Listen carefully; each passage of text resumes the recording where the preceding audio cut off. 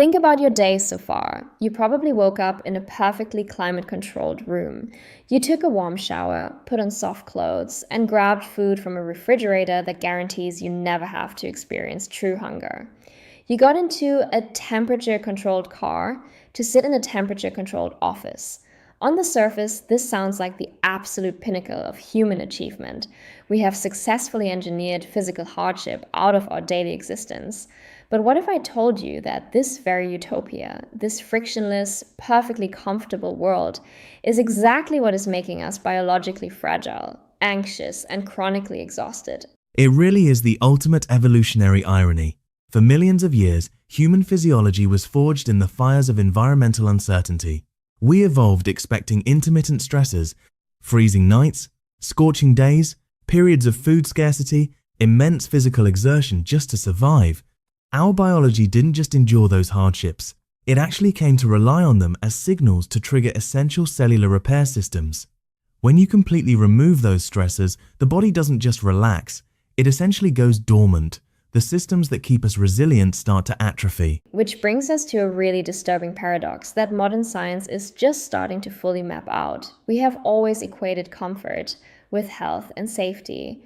But the absence of controlled stress might actually be deeply harmful to the human organism. Today, we are diving into a concept that I find absolutely fascinating. It is called chemical stoicism, and it revolves around using something known as hormetic stress to rebuild our biological resilience. So let us start at the very foundation. What exactly is hormesis?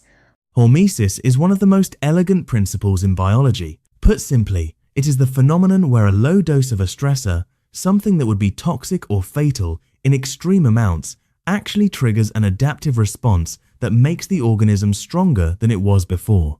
It is the biological embodiment of the phrase, "What doesn't kill you makes you stronger." When you expose the body to a mild, controlled environmental challenge, the body interprets that as a survival signal. It says, "The environment is getting harsh, I need to upgrade my defenses." So it is essentially biological training, in the same way that lifting heavy weights causes micro tears in muscle fibers, which the body then repairs to make the muscle larger and stronger. Exposing ourselves to environmental stress forces is cellular upgrade. Precisely. And the upgrades are profound. When triggered, these hormetic pathways activate things like heat shock proteins, antioxidant defense systems, and mitochondrial biogenesis, which is the creation of new energy factories in your cells. It also turns on powerful anti-inflammatory pathways. The organism doesn't just recover to its baseline, it overcompensates. It builds a buffer. But here is the catch. This entire miraculous repair system requires a trigger. Without the stressor, the adaptation never happens. That makes me look at our modern lifestyle in a completely different light. We are basically living like zoo animals in highly regulated enclosures. Stable temperatures, constant calorie availability, minimal movement. It is incredibly comfortable, and yes, it has improved our baseline survival rates and lifespans dramatically compared to our ancient ancestors. But we are trading robustness for longevity. We are living longer, but our nervous systems are fragile, our metabolic flexibility is declining, and our basic tolerance for stress is plummeting. That is exactly the modern comfort paradox. Comfort improves survival, absolutely. We don't want to go back to dying of exposure or starvation, but when biology loses its adaptive sharpness, we start seeing the rise of chronic, low-grade dysfunctions. Burnout, chronic fatigue, autoimmune issues, anxiety. When the nervous system is never challenged by acute physical stressors, it starts treating minor psychological stressors like a late email or a traffic jam as life-threatening events. The machinery of our stress response gets rusty and hypersensitive because it is never properly calibrated by real physical challenges. That is a staggering way to frame anxiety. We are anxious because our bodies have forgotten how to process and recover from actual physical stress. So let us talk about how we can strategically reintroduce this stress to wake up those ancient survival pathways. Cold exposure is everywhere right now. People are jumping into freezing water, taking ice baths, posting it all over the internet. Beyond the trendiness, what is actually happening on a cellular level when we plunge into freezing water? The biological cascade that happens during cold water immersion is nothing short of violent. in the best possible way. The moment you hit that freezing water, your sympathetic nervous system goes into overdrive. You get a massive surge of norepinephrine, a neurotransmitter and hormone that governs attention, focus, and mood. You also activate brown adipose tissue, or brown fat, which is a special type of fat that actually burns calories to generate heat, improving your overall metabolic efficiency. And anyone who has taken a cold shower knows that initial shock. You are gasping for air, your brain is screaming at you to get out immediately. But if you stay in, if you force yourself to breathe through it, something shifts. Exactly, and that shift is where the magic happens. You are voluntarily subjecting yourself to a high-stress environment and then using your mind and your breath to override the panic response. You are teaching your nervous system that discomfort is survivable. Over time, through repeated adaptation, this becomes neurological resilience training.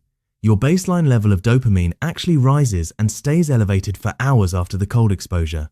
You feel alert, calm, and incredibly capable.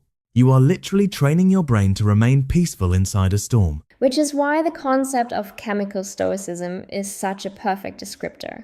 Stoicism is the philosophy of remaining calm and rational in the face of adversity. Here, we are using chemistry, our own internal neurotransmitters and hormones to build that exact philosophical trait.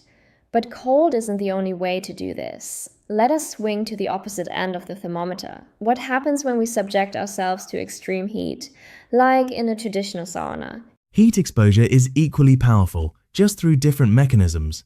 When you sit in a sauna and your core temperature rises, you are mimicking the physiological state of a fever. Your heart rate elevates, matching the intensity of a moderate cardiovascular workout.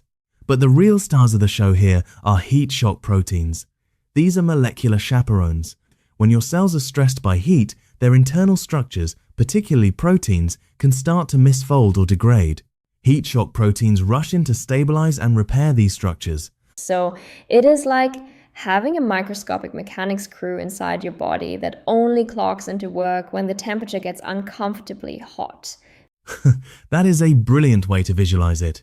And they don't just fix the damage caused by the heat, they clean up cellular debris and misfolded proteins that were already there.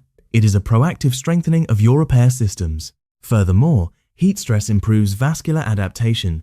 Your blood vessels dilate to push blood to the skin to cool you down, which exercises the endothelial lining of your cardiovascular system. You are essentially teaching the organism to tolerate physiological strain more efficiently. It is fascinating how the body upgrades itself through temporary, intentional suffering. We have covered temperature, but there is another environmental stressor that is gaining a lot of traction in human performance science, and that is oxygen deprivation, or hypoxia. People are doing intense breath work, training at high altitudes, intentionally restricting their oxygen intake.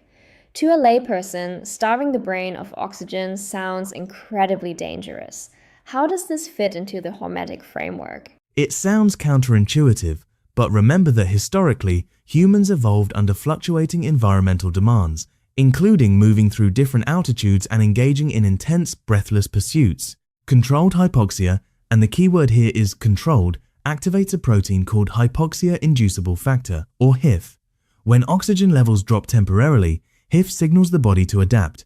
It triggers the creation of new red blood cells, promotes the growth of new blood vessels, and forces your mitochondria to become incredibly efficient at utilizing whatever oxygen is available. So, by temporarily starving the cells of oxygen, you are forcing them to become absolute masters at using it. When normal oxygen levels return, the body operates like a highly tuned engine. Precisely.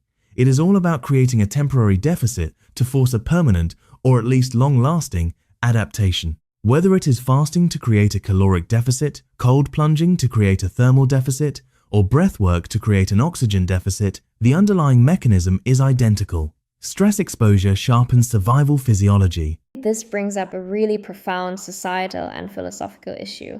We are talking about the neurochemistry of resilience. We are saying that courage, calmness under pressure, and the ability to handle modern psychological stress are not just mindset issues. They are deeply rooted in our biology. If we never expose ourselves to physical discomfort, are we chemically engineering ourselves to be fragile? I believe we are. When you look at the landscape of modern mental health, Obviously, there are many complex factors at play, but we cannot ignore the biological reality that our stress adaptation systems are going unused. When you engage in deliberate cold exposure, or heat stress, or intense fasting, you are influencing your dopamine, norepinephrine, and endorphin pathways. You are resetting your baseline. The nervous system becomes less reactive to future stressors. When you know you can sit in freezing water for 3 minutes, a rude email from your boss simply doesn't trigger the same existential panic. Because you have embodied resilience. It is not just a quote you read in a self-help book. It is a chemical reality pulsing through your veins. You have regained confidence in your physical ability to tolerate discomfort. Exactly. Resilience becomes chemically embodied. Without these challenges, the organism loses its robustness, muscle wastes away without resistance, bone density drops without impact. Cardiovascular fitness declines without elevated heart rates. Why would we assume our stress tolerance and emotional resilience operate any differently? Biology evolved through adaptation pressure. The absence of challenge becomes its own insidious form of stress, a slow decay of capability. The absence of challenge becomes its own form of stress. That is a heavy but incredibly necessary truth to internalize. It makes me think about the future of wellness and human performance. For the last few decades, health has been marketed to us as something soft.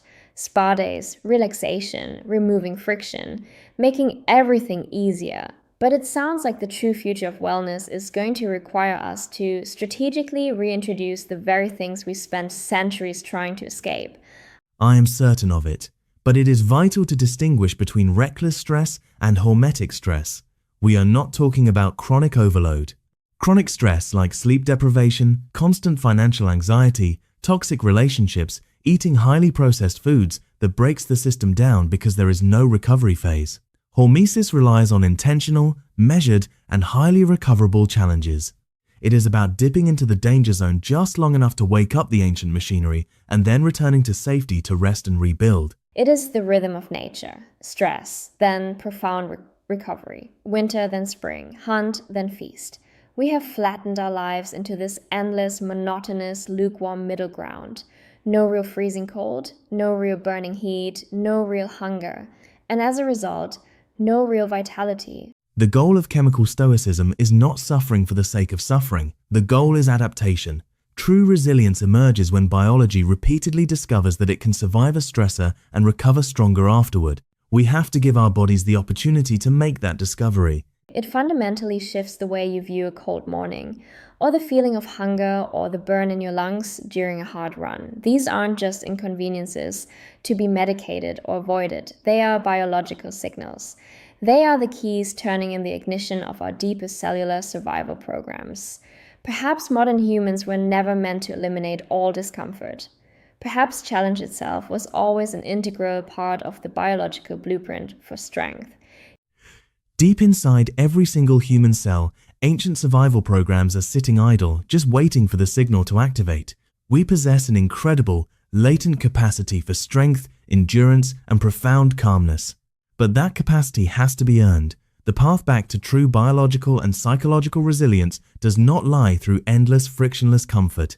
It begins by strategically remembering what the human organism was designed to overcome. We have to stop treating ourselves like fragile artifacts and start treating ourselves like the highly adaptive organisms we actually are. The next time you feel the urge to immediately turn up the thermostat or eat the moment you feel a pang of hunger, maybe just pause. Let the discomfort sit there for a moment. Let your biology wake up. Let the cells do what they have spent millions of years learning how to do: adapt. A perfect final thought. We don't need to fear the cold, the heat, or the struggle. We just need to harness them.